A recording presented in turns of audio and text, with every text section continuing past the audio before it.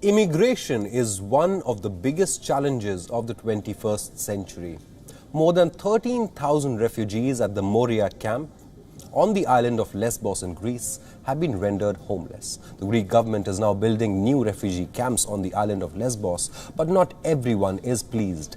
Protests have broken out over the new migrant camp, while the locals don't want the migrants on their island. This report tells you more. In the wee hours of the night last Tuesday, multiple fires destroyed the Moria migrant camp on the island of Lesbos.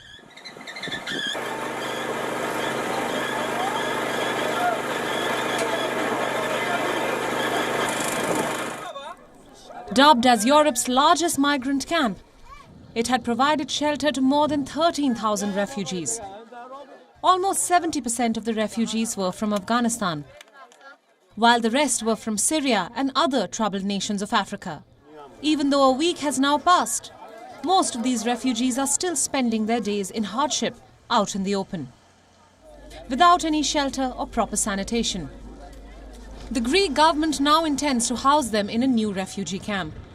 The recent fires at the facilities of Mytilene, Samos and in recent months in Chios demonstrate the need to immediately close the chaotic open migrant and refugee reception centers and to create closed controlled centers which will offer human conditions with double fencing, controlled entrance systems, surveillance and fire security systems. We cannot allow delinquents to perform deviant acts. These actions are not acceptable in our country. For all the fires, there have been arrests. This has sparked protests. The Greek police has barricaded the area where the migrants live in the open.